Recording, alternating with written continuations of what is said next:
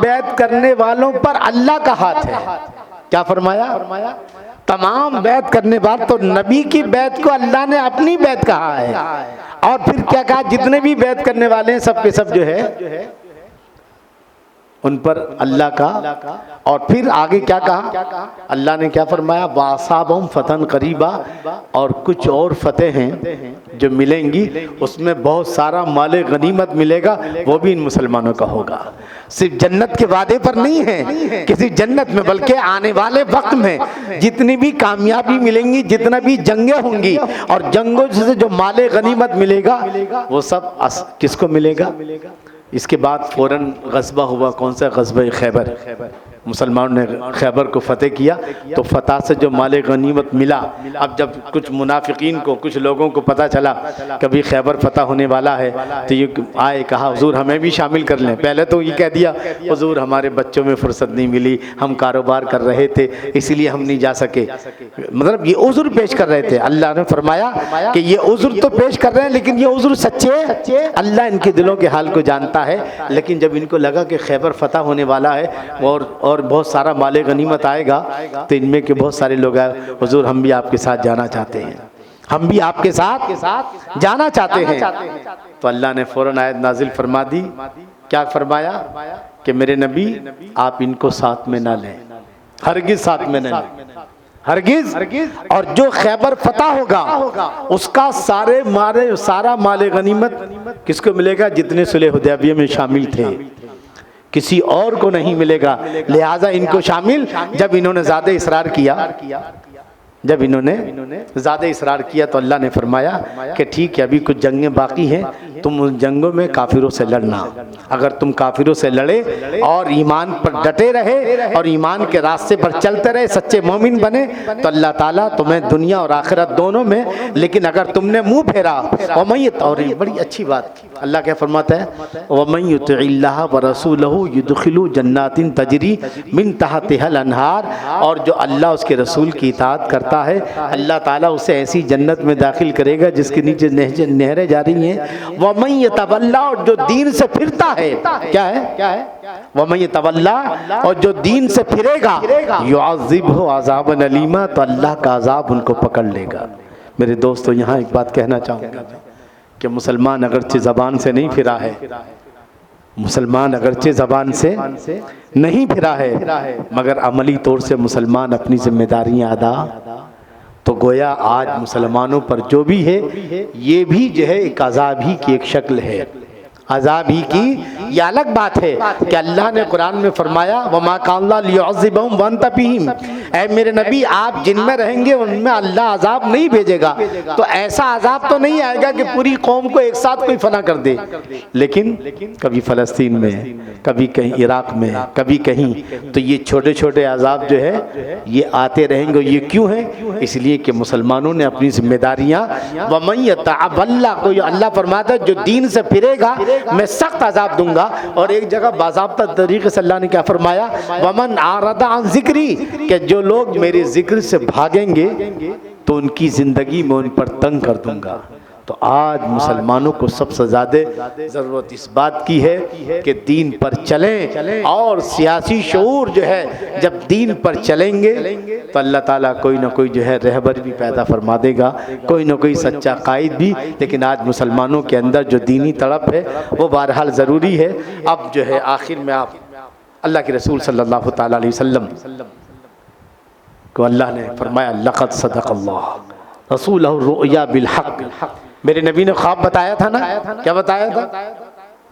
कि नबी का जो ख्वाब है वो सच्चा है। लतदखुलुन्नल मस्जिदल हराम, ऐ मुसलमानों तुम अनकरीब जो है मस्जिद हराम में दाखिल होगा इंशाअल्लाह, अल्लाह ने चाहा।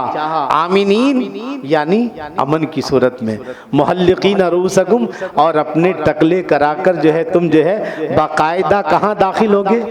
तो अल्लाह ने 2 साल के बाद ही जो है, 1 साल के बाद आपने उम्रा हज किया और 2 साल के बाद अल्लाह ने मुसलमानों को क्या कर दिया?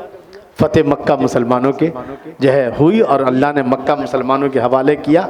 और उसके बाद जो है उसके बाद अल्लाह ने क्या फरमाया, हुवल्लज़ी अरसला रसूलहु बिलहुदा, वो ज़ात के जिसने अपने नबी को दीन हक देकर भेजा, लियुज़हिरहु अला दीन कुल्ली, ताकि वो दीन गालिब आए। याद रखना, अल्लाह का दीन गालिब होने के लिए है, लेकिन जब के मुसलमान दीन पर डटे, हम दीन पर नहीं डट रहे हैं, बातिल का काम मिटना ही है। वकुल जाल हक़्क़ो वज़हक़ल बातिल, बातिल का नाम काम जब मिटना ही है, लेकिन बातिल को मिटाने वाले जब सब खड़े हो जाएंगे और दीन के लिए कुर्बानियां देंगे, तब जाकर के तुम अल्लाह ने देखा है ना कि हुजूर सल्लल्लाहु अलैहि वसल्लम तने तनहा थे, फिर इस तरह आहिस्ता आहिस्ता साहबा की जमात हुई, फिर इस तरह साहबा ने किस तरह से दीन पर डटे रहे। तो गोया बातिल का काम बिटने के ये जो आज जितनी भी आवाज़ें उठ रही हैं या आज जितने भी फितने उठ रहे हैं, समझ जाइए ये फितने ख़त्म होने ही हैं, इनका अंजाम ख़त्म होना ही है, कुरान कहता है। लेकिन उसकी पहली शर्त ये है कि मुसलमानों को दीन पर कायम रह करके इनके खिलाफ सफ आरा होंगे, तब जाकर अल्लाह की मदद आएगी। आपने देखा ना जंगे बद्र में कि हुजूर ने 313 साहबा को जंगे बद्र में उतारा। आज हम क्या करते हैं, मस्जिद में दुआ करते हैं, अल्लाह इनका ये हो जाए, अल्लाह यहूदियों का ये हो जाए, अल्लाह नसरानियों का ये हो जाए। मस्जिद में बहुत लंबी लंबी दुआएं हो रही हैं माशाल्लाह, लेकिन इन दुआओं का असर नहीं हो रहा है। क्यों नहीं हो रहा है? अल्लाह फरमाता है कि दुआ वैसी कर जैसी मेरे नबी ने की है। नबी वाली दुआ होगी तो अल्लाह कबूल करेगा ना। हुजूर चाहते तो मदीने में रहकर दुआ कर सकते थे, लेकिन आपने जंगे बद्र में आप पहुंचे कहाँ, 313 को लेकर गए, मैदान बद्र में पहुंचे और मुजाहिदीन की सफ़ें दुरुस्त की। उसके बाद कहा, ए अल्लाह यहाँ तक लाना मेरा काम है और इनको काफिरों पर जो है फतह देना तेरा काम है। अगर आज ये शिकस्त खा गए मुट्ठी भर मुसलमान तो लन तौबा दबादा, क़यामत तक तेरी कोई इबादत करने वाला नहीं होगा। तो आज हम क्या कर रहे हैं, जब भी कुछ होता है, अरे भाई इमाम साहब दुआ करो, अरे भाई मौलाना साहब दुआ करो। अरे दुआ की, जब हम बीमार पड़ते तो दुआ के साथ दवा भी होती है कि नहीं? वहाँ दुआ के साथ दवा है, लेकिन ये मामलात को हल करने में खाली क्या हो रहा है, मतलब क्या चल रहा है, हम कहाँ जाकर रुकेंगे। मेरा मसला, मैंने जो पेशीन गोई पढ़ी है, मैंने पहले भी बताई, मैंने एक पेशीन गोई पढ़ी है और वो आहिस्ता आहिस्ता सच हो रही है कि यही जो हिंदुवाता कट्टरवादी हैं, ये एक दिन हमारे लिए मंगोल साबित होंगे। क्या होंगे? मंगोल, समझ गए ना आप जी। और फिर ये हमारा सफाया करेंगे हमारा। और जिस तरह अल्लाह ने मंगोल के जरिए से 3 करोड़ मुसलमानों का सफाया किया था, कब? वो अर्तगल गाजी के दौर में। सिर्फ वही इलाका बचा था जो अर्तगल गाजी का था, बाकी समरकंद, बुखारा, सब का सब पूरा आलम इस्लाम, खुद बगदाद के अंदर 18 लाख मुसलमान शहीद किए थे। कितने? क्या अगर उनकी लाशें बिछाई जाए ना तो बम्बई से लेकर कराची तक उनकी लाशें नजर आएंगी, उनकी लाशों को बिछाया जाए। लेकिन जब उन्होंने सफाया कर दिया तो फिर अल्लाह ने उसी कौम को क्या किया है, मुसलमान किया। और वही लोग जो है मुसलमान बन के फिर उन्होंने इस्लाम के परचम को बुलंद किया। और उन्हीं में से ये मुग़ल जो हिंदुस्तान में आए, ये भी मुग़ल मतलब वही मंगोल से मुग़ल बना है। तो अल्लामा इक़बाल ने कहा कि है आया फितना ही तातार के अफसाने से, पास ब मिल गए काबे को सनम खाने से।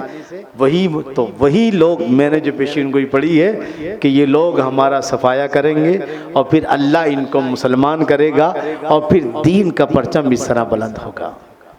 तो हम तैयार हैं उसके लिए, सफाया होने के लिए, क्योंकि हालात दिन ब दिन वही है जो रियल बात है। यहाँ कोई छुपाने वाली बात नहीं है, अपना जलसा है, अपनी तहरीक है, अपना मामला है। लेकिन सही बात जो हम अपने मंतकी अंजाम तक जा रहे हैं। हाँ, समझ रहे ना? आज आज़ादी के बाद क्या सहूलत थी, आहिस्ता आहिस्ता हम जो नीचे की तरफ जा रहे हैं। हमारी क़यादत को शूर नहीं है, चाहे वो कोई भी हो, समझे नहीं? क़यादत पार्टी में बटी है और मुस्लिम क़यादत जो है मजहबी क़यादत क्या है, मसलक में बटी है। बस आज भी उलमा को मसलक की फिक्र है, मजहब की फिक्र नहीं है। कायदीन को जो है सिर्फ पार्टी की फिक्र है। लेकिन मैं मंतकी अंजाम की तरफ बता रहा हूँ कि हम आहिस्ता आहिस्ता कहाँ जा रहे हैं जी। तो अब बात ये चल रही थी कि हुजूर सल्लल्लाहु ताला अलैहि वसल्लम दीन, हुजूर ने अल्लाह ने फरमाया लियुज़हिरहु अला दीन कुल्ली, अल्लाह ताला अपने दीन को गालिब करेगा। क्योंकि दीन गालिब होने के लिए और बातिल मिटने के लिए है। लेकिन उसके लिए क्या है? मुहम्मदुर रसूलुल्लाह, मोहम्मद अल्लाह के रसूल हैं। वल्लज़ीना माअहु, तो उसके लिए क्या करना है? तो पहले हुजूर की इत्तिबा करना है। क्या करना है? आखिरी जो सूरह फतह की आखिरी आयत है उनकी तरफ मैं जाता हूँ। मुहम्मदुर रसूलुल्लाह, मोहम्मद अल्लाह के रसूल हैं। वल्लज़ीना माअहु अशिद्दाउ अलल कुफ़ार, और जो मोहम्मद के साथ है सल्लल्लाहु अलैहि वसल्लम, कौन? सहाबा, वो काफिरों पर सख्त हैं। क्या है? रहमाओ बैनहुम, और आपस में रहम दिल है। और हमारा मामला क्या है? आपस में लड़ाई की बात, तेरी जहद देखता हूँ निकल के आ जरा, है ना? और जब काफिरों की बात आती है तो हम जो है भागते नजर आते हैं। वल्लज़ीना माअहु अशिद्दाउ अलल कुफ़ार, जो हुज़ूर के साथ में रहने वाले, जो हुज़ूर पर ईमान लाने वाले, उनकी पहली खूबी ये है कि वो काफिरों पर सख्त हैं और आपस में क्या हैं? रहम दिल है। और उसके बाद आगे क्या कहा? तराहुम रुक्कान सुज्जदा, उनकी पहचान ये है कि नमाज के वक्त वो नमाज पढ़ते नजर आते हैं, रुकू करते हैं, सजदा करते हैं जी। और यब्तगून फज़लन मिनल्लाह, और अल्लाह का फजल तलाश करते हैं। और उनकी निशानी तौरात मसलूम फित तौरात वल इंजील, तौरात और इंजील में भी उनका जिक्र है। किसका? हुजूर सल्लल्लाहु ताला अलैहि वसल्लम के सहाबा का। मुल्क शाम जब फतह हो रहा था और जब मुल्क शाम के ईसाइयों ने मुसलमानों को देखा, क्या देखा? मुसलमानों के चेहरे देखे, उनकी चमकती पेशानियां देखी। क्या देखा? मुसलमानों के चेहरे, उनकी चमकती जो पेशानियां देखी, तो क्या उठे वो? अरे इतने खूबसूरत चेहरे, इतने चमकदार चेहरे तो उनके भी नहीं थे जो हज़रत ईसा अलैहिस्सलातु वस्सलाम के हवारी थे। यही पहचान, यानी हुजूर का तो जिक्र था, हुजूर के साथ साथ जो मुसलमान होंगे उनका जिक्र भी कहाँ है? पहली किताबों के अंदर, तौरात इंजील के अंदर। अल्लाह अकबर। याद है आपको कि जब हज़रत उमर फारूक आज़म ने बैतुल मुक़द्दस फतेह किया, बैतुल मुक़द्दस, और बग़ैर लड़े बैतुल मुक़द्दस की चाबी देने का वादा किया, तो हज़रत उमर फारूक आज़म क्या था? एक ऊँट था और सवारी कहती 2। आप तो ये तय हुआ कि भाई कुछ दूर तुम बैठोगे, मैं ऊँट की रस्सी पकड़ के चलूंगा, कुछ दूर मैं बैठूंगा, तुम ऊँट की रस्सी। गुलाम आपका गुलाम है और आप हैं। गुलाम ने कहा हुजूर आप बैठिए, मैं नहीं बैठूंगा। आपके लिए आपका रोब और दबदबा जो है इतना है कि बगैर लड़े ईसाई बैतुल मुक़द्दस की चाबियां दे रहे हैं। तो आपने फरमाया मेरा दबदबा इस्लाम की वजह से है, मेरा दबदबा ईमान की वजह से है। किसी ने कहा कि आप जा रहे हैं फातिह कौम के पास, अच्छा लिबास पहन के जाओ। क्या पहन के जाओ? हज़रत उमर फारूक आज़म ने कहा हमारा रोब व दबदबा अच्छे लिबास की वजह से नहीं है, बल्कि हमारा रोब व दबदबा ईमान पर चलने की वजह से है। अल्लाह अकबर।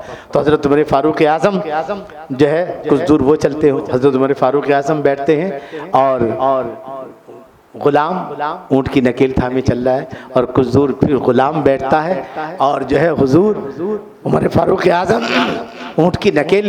अब जब वो शहर आता है, कौन सा? बैतुल मुक़द्दस, जहाँ ईसाई लोग इंतजार कर रहे हैं कि मुसलमानों का खलीफा आ रहा है, बड़े कर्रफर के साथ में।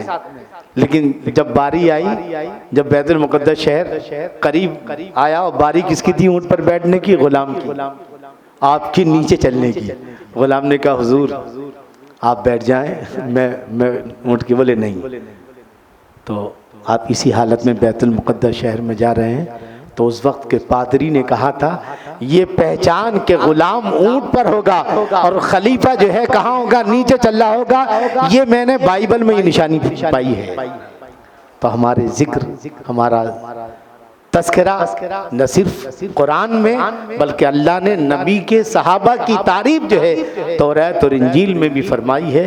तो गोया ये सूरह फतह जो है दर हकीकत आज भी अगर मुसलमान सही तरह दीन पर चलें और दीन को आगे बढ़ाने के लिए जो चीज़ क्या है, तबलीग है, जो ख्वाजा गरीब नवाज ने की है, जो हुजूर मखदूम अशरफ जहांगीर सिमनानी ने की है। मगर अफसोस के साथ कहना पड़ता है कि बुजुर्गों को मानने वालों ने तबलीग छोड़ दी है और जो नहीं मानते वो तबलीग कर रहे हैं। ये क्या मजाक है? ये मजाक नहीं है, ये अल्लाह वालों के साथ मजाक नहीं है।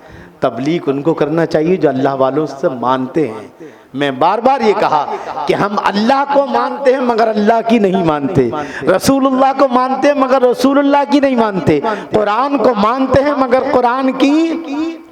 तो ये जो मुनाफिकत है ना, ये आधा ईमान और आधा तीतर आधा बटा। अल्लाह को मानते, अल्लाह की नहीं मानते, रसूलुल्लाह को मानते हैं, रसूलुल्लाह की नहीं मानते, कुरान को मानते हैं, कुरान के नहीं मानते। बस एक अच्छाई है और एक क्या है, तो एक वायर से कनेक्शन नहीं आता। करंट कब आता है?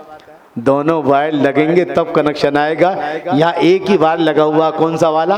मानने वाला। अल्लाह को मानने वाला वायर तो लगा है मगर अल्लाह की मानने वाला वायर